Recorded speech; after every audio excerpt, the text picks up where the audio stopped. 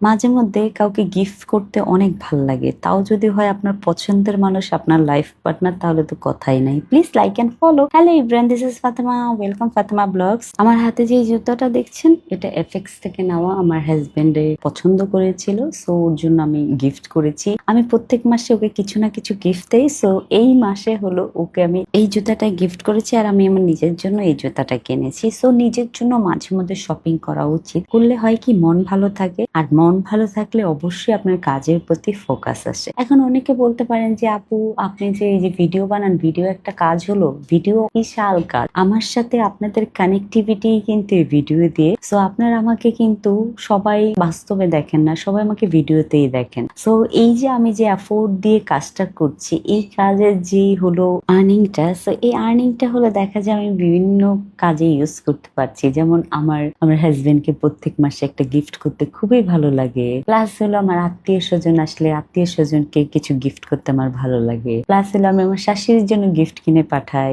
আরেকটা জিনিস সেটা হলো দেখা যায় অনেক মানুষ অনেক প্রবলেমে পড়ে, পরিচিত অপরিচিত, সো তাদেরকে আমি হেল্প করতে পারি। সো আমি আমার জায়গা থেকে বলবো প্রত্যেকটা মেয়ের নিজের একটা জায়গা, নিজের একটা অবস্থান করার দরকার, যেই অবস্থান দিয়ে হলো সেই মেয়েটা নিজেকে স্টাবলিশ ভাবতে পারে। যেমন আমার পরিচয়ে আপনাদের সাথে কিন্তু এই রান্না দিয়ে, তো সেই রান্নাটাই করছি। আমার হাজবেন্ডের খুবই পছন্দের একটা খাবার, শুটকি দিয়ে হলো বেগুন দিয়ে। ও একবার রান্না করে, সেই বিয়ের প্রথমে আমি একবার রান্না করে খাওয়াইছিলাম, তো তখন থেকে ওর এই খাবারটা খুব পছন্দ। তো আজকে সেটাই ওর জন্য রান্না করছিলাম। রান্না টান্না করে আমি চলে আসলাম টেবিলে বাচ্চাদেরকে খাবার খাওয়াবার। সায়ন হলো সে আমার লক্ষ্মী একটা কিউটি পাই। সে বলে কি জানেন, যে আমি খাবো না, আমার পেট ব্যথা করে। তার রিসেন্টলি টেবিলে খাবার খাওয়াইতে বসাইলে সে ভাঙ ধরে, তার পেট ব্যথা করে। তারপর তাদেরকে খাবার দাবার খাওয়াইয়া জায়ানকে বললাম যে রেডি হও লক্ষ্মী, তোমাকে নিয়ে বের হবো, যেহেতু তোমার স্কুল ওপেন হয়ে গিয়েছে। সো তুমি কি ফ্রুটস খাবা, তোমার কি লাগবে টিফিনে, কারণ তাকে টিফিন দিলে কমপ্লেন করে। তো সেই জন্য ভাবলাম যে ওকে নিয়ে আমি যাই। তো যারাকে নিব না, সেই জন্য যারা খুব কষ্ট হয়েছে, যারা বলতেছে যে আমাকে নিবা না, সে কান্নাই করেছে লিটারেলি। না না, আমার আরেকটা কারণ হলো গাড়ি ছিল না, আমরা রিক্সা করে যাচ্ছিলাম। তো আমরা চলে আসলাম ফাইনালি হলো ফল মার্কেটে। তো এখানে হলো জায়ানের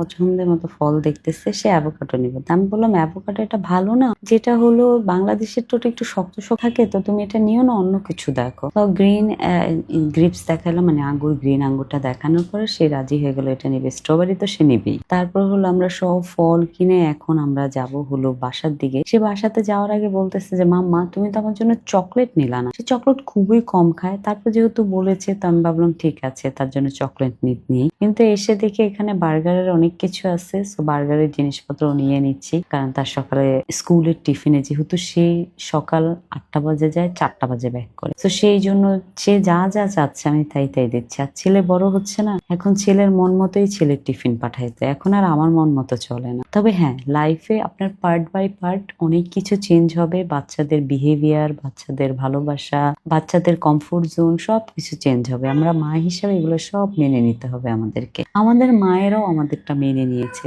সো এভাবে দেখি, যেহেতু আমি বড় হয়েছি, সো আমিও সেভাবেই শিখছি। যেমন এই যে, তো আমি হলো ছোটবেলায় দেখেছি আমার মা হলো আমাকে পড়াইতে বসাইতো সুন্দর পরে, সো মাগরিবের নামাজ পড়ে তারপর হলো পড়তে বসতাম আমরা সব ভাই বোনরা। তো আমি আমার বাচ্চাদেরকে এখন থেকে ইউজ টু করছি। জায়ানের তো টিচার আছে, তো জায়ান তো পড়ে, জায়ানের টিচারের কাছে জায়ান পড়ছে, আর আমি এখানে সায়ান যারাকে নিয়ে পড়তেছিলাম। এর মাঝখানে জায়ান চলে আসছে, এসে হলো জায়ানও হেল্প করছে ভাই বোনকে পড়ানো নিয়ে। তো সবকিছু মিলে আজকের দিনটা আলহামদুলিল্লাহ খুবই ভালো গিয়েছে। Thank you so much for watching my video. Bye bye, আল্লাহ হাফেজ।